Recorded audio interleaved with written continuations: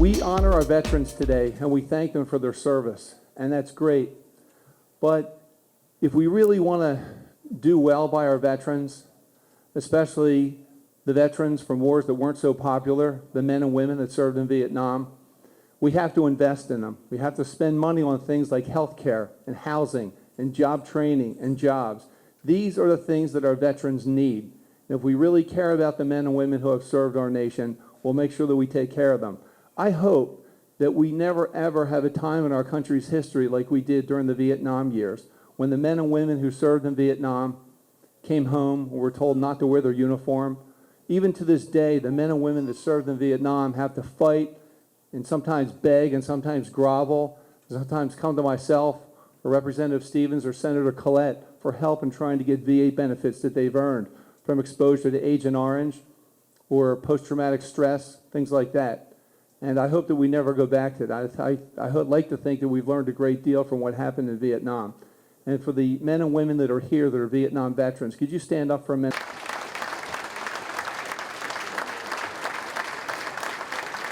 Women and men that have served our nation, unfortunately, in Iraq and Afghanistan and so forth, come home and sometimes they have various kinds of challenges. And sometimes it's with addiction, sometimes it's with homelessness, sometimes it's with mental health and so forth.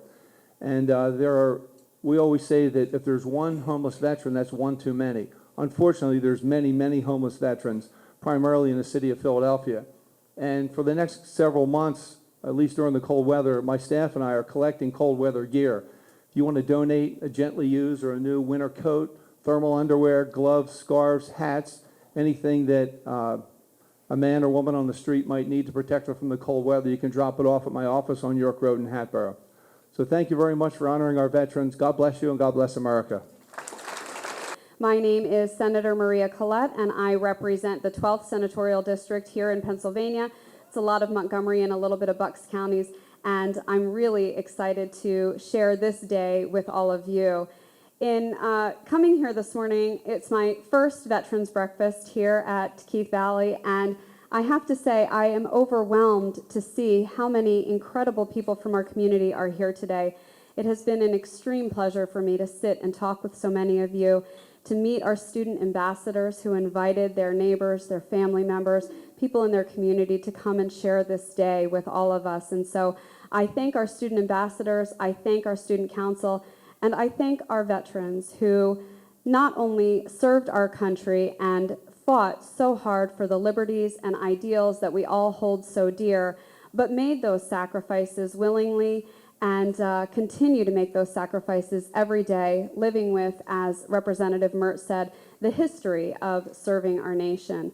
Often we haven't been as welcoming and kind to our veterans as we should have been, and that is a great shame on our country. But I am really honored to be here today to celebrate all of you. To the veterans who come to share a bite to eat with these students that are here today, I think is so critically important. Our young people have to understand the good, the bad, and the ugly that comes with serving this great country in its military and armed forces. And it's so important that they understand that for a couple of different reasons. First of all, we're going to need their service too, right? But we also need them to understand the challenges that our veterans face when they return from service.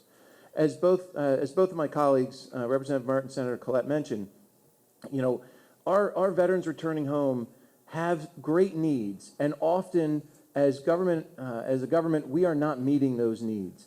One particular area that I've been focused on intently and trying to address is veteran suicide.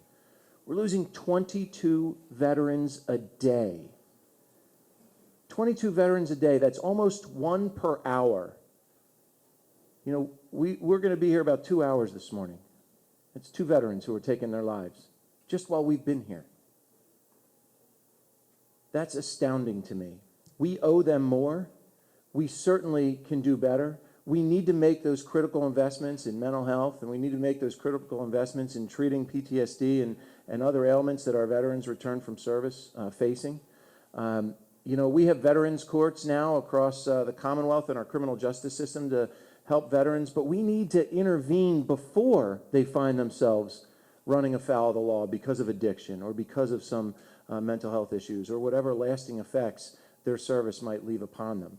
So we need to do a better job, and I'm here to tell you that I know with these great partners, we're going to continue to fight to deliver those needed services for our veterans so that we can stem that tide and we can start to see our veterans returning home with the dignity that they deserve and they've earned, and with opportunities for employment and good health care and a fruitful life.